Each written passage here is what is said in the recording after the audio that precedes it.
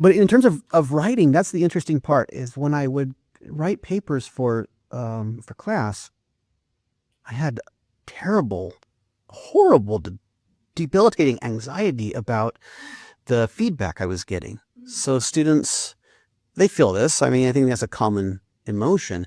When I would get papers back with red ink, I couldn't even look at them. Wow. Even though I wanted to maybe improve somehow, it was almost like it was too painful to look at the red ink.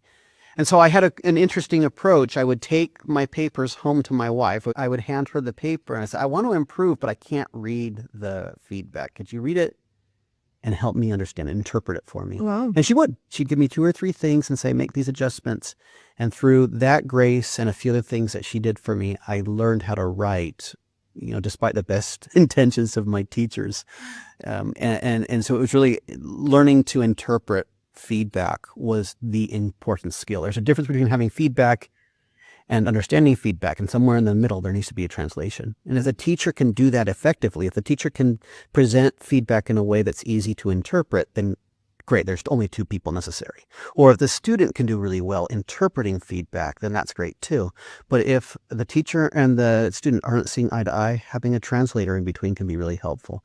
And so I've decided that's an area I want to do research in and I want to learn about, and I want to support folks who are trying to be more effective teachers and students who are trying to be more effective writers. There's so much emotion, fear, anxiety, frustration, difficulty associated with writing, first language or second language.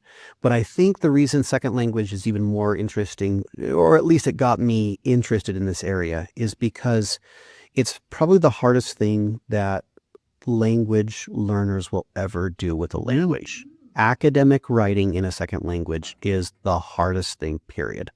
And so if I can help them to succeed in that area, everything else is downstream, I feel like. So tackle the hard one. Few people want to work in that area, so I guess there's more job opportunities, more availability for me. That was my thinking, at least. It's worked out. Very interesting. And one interesting thing about going to language acquisition here.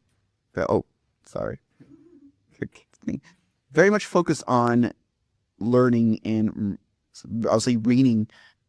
A lot of people say that comprehensive input is enough. You just read and listen. Is that enough to learn language, or you need more? Oh, it's a great question. So the idea of comprehensible input in second language acquisition came from Steve Krashen. Yes. And he drew his ideas from Noam Chomsky and from the idea that children, when they learn a first language, they go through a silent period where they get lots of information and they process that through a language acquisition device. And then ultimately that leads them to be able to produce material. And so Stephen Krashen adopted those same concepts for second language. And it's got some good, there's some, yes, comprehensible input is necessary, but it's not sufficient. The question that I was investigating that researchers have been wondering about, can you get enough vocabulary from extensive reading rather than, for instance, instructional reading? Okay. And so some of the studies have looked into this. And yeah, in order to read with comprehension, you need to have a certain amount of vocabulary that typically is 98% of the words on a page you should be able to understand in order to read something effectively.